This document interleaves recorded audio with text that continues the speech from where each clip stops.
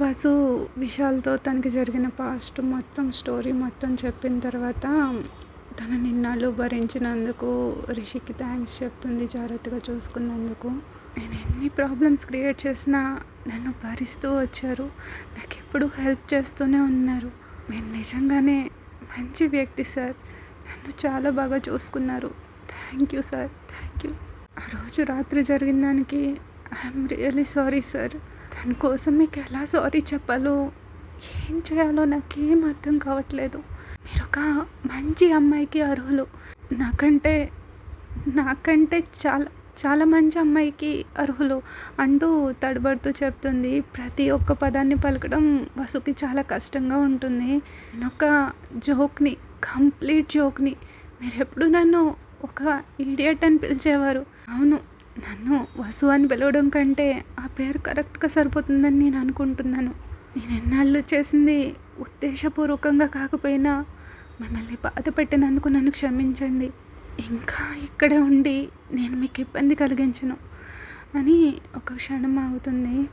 Sir, నేనింకా ఇల్లు ఖాళీ చేసేస్తున్నాను. నేను వెళ్ళిపోతాను అని అనగానే ఆ ఒక్క మాటతో రిషికి పిడుగుపడ్డట్టు అవుతుంది. వసు ఇకపై తనతో ఉండదన్న ఆలోచనతోనే గుండెలో ఎక్కడో భయం పుడుతుంది.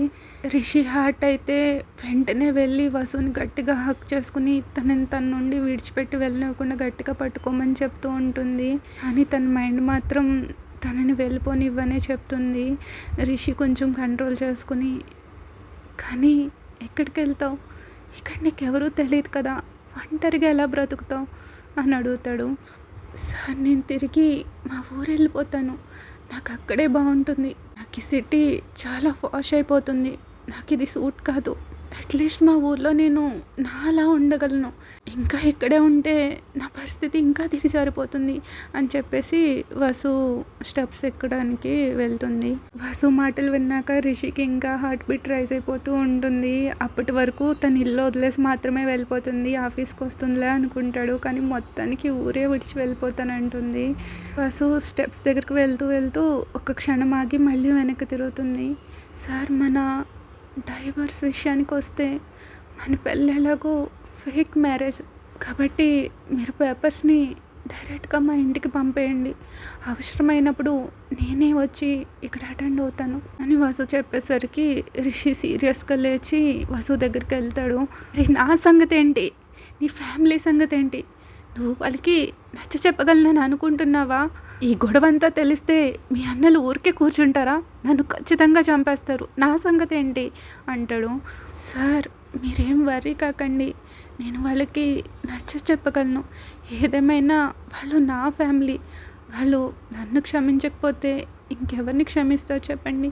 సో మీరేం వర్రీ కాకండి అని చెప్పి చిన్న స్మైల్ ఇచ్చి మళ్ళీ వసు పై ఫ్లోర్కి వెళ్తుంది. అప్పుడు రిషి మనసులో ఎలా అనుకుంటాడు, ఇప్పుడు నేనేం చేయాలి? తను ఎలాగైనా ఆపాలి, కానీ ఎలా? తను నా మాట వినేదే. అయినా నేనెందుకు తను ఆపాలి?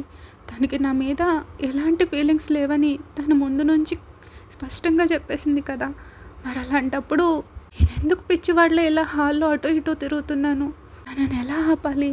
తను ఎందుకు ఇక్కడ ఉండాలి అంటూ వసుని ఆపడానికి అన్ని విధాలా ఆలోచిస్తూ ఉంటాడు. కానీ రిషికి తన్ని ఇక్కడ ఉంచడానికి ఒక్క ప్రాక్టికల్ ఐడియా కూడా రాలేదు. ఒక్క ఐడియా కూడా రావట్లేదు. అసలు నాకున్న ఈ బ్రెయిన్కి నేను ఎలా నెంబర్ 1 క్రిమినల్ అయ్యానో నాకే అర్థం కావట్లేదు అనుకుంటాడు. ఈలోపు వసు స్టెప్స్ దిగుతూ వస్తున్న శబ్దం వింటాడు. నిజమే, తన లగేజ్ సర్దుకొని వెళ్ళిపోతుంది అనుకుంటాడు. తన శరీరం అంతా గడ్డు కట్టిపోతుంది, మొహం అంతా పాలిపోతుంది. రెప్ప కూడా వేయకుండా వసుని అలా చూస్తూ ఉండిపోతాడు. సార్, నేను నా వస్తువులన్నీ ప్యాక్ చేసేసానని అనుకుంటున్నాను. మీరు నా కోసం తెచ్చిన ఆ డ్రెస్సులు తప్ప. ఎందుకంటే నాకు అవి అవసరం లేవు కాబట్టి అని వసు చెప్తుంటే తన మాటలతో రిషి గుండెలో పదే పదే పొడుస్తున్నట్టు రిషికి అనిపిస్తుంది. వసు రిషిని ఎంతగా గాయపరుస్తుందో తనకి తెలియట్లేదు. సరే, మరైతే ఇప్పుడు నువ్వెలా వెళ్తావు అని రిషి అడుగుతాడు.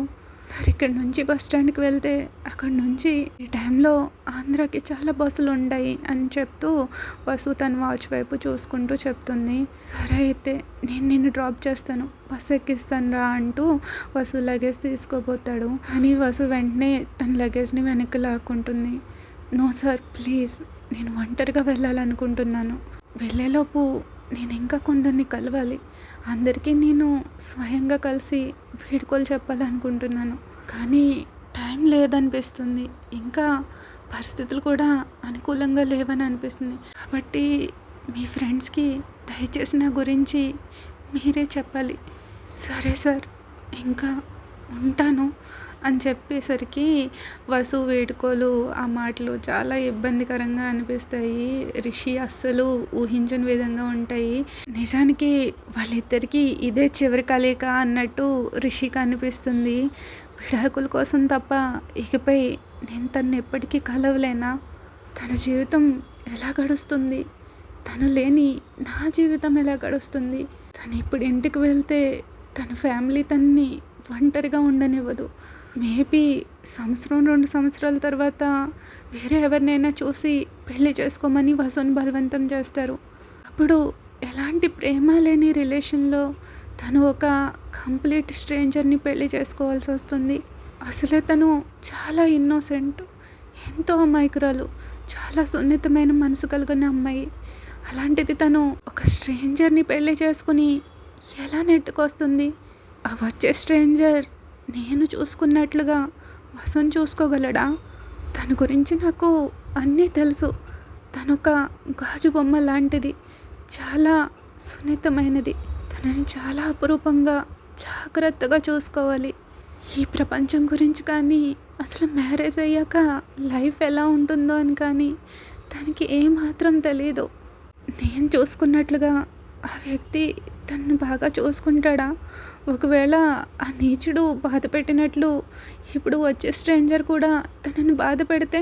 అలా అన్నీ ఆలోచిస్తూ బాధపడుతూ ఉంటాడు రిషి. వసు వెళ్ళిపోతుంటే తనని అలాగే చూస్తూని, తనని వెనక్కి పిలువు రిషి, వెనక్కి పిలువు అంటూ తనలో తానే అనుకుంటూ ఉంటాడు.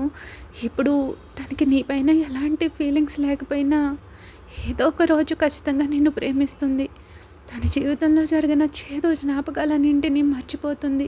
ఒకవేళ మర్చిపోలేకపోయినా నా ప్రేమతో వాటన్నిటినీ మర్చిపోయేలా నేను చేయగలను. తనని వెనక్కి పిలువు, తను వెళ్ళనివ్వకు, నిన్ను విడిచి వెళ్ళనివ్వకు అంటూ తన ఆలోచనలతో సతమతమవుతూ వసుని పిలుద్దామని తలెత్తి వసు వైపు చూసేలోపే, నోరు తెరిచేలోపే ఫ్రంట్ డోర్ క్లోజ్ అయిపోయిన సౌండ్ వినిపిస్తుంది. అయిపోయింది, వెళ్ళిపోయింది, తను నన్ను వదిలి వెళ్ళిపోయింది అని రిషి అనుకుంటూ తను బాధపడతాడు. అలా వసు రిషిని విడిచి వెళ్ళిపోయింది. మళ్ళీ వాళ్ళిద్దరూ ఎప్పుడు కలుసుకుంటారో, మళ్ళీ వాళ్ళు విడాకులు తీసుకునేప్పుడైనా మీరేమనుకుంటున్నారో కామెంట్ చేయండి. మీకు ఈ ఎపిసోడ్ నచ్చితే లైక్ చేయడం మర్చిపోకండి. Thank you for listening. Please like, share, subscribe. Bye bye.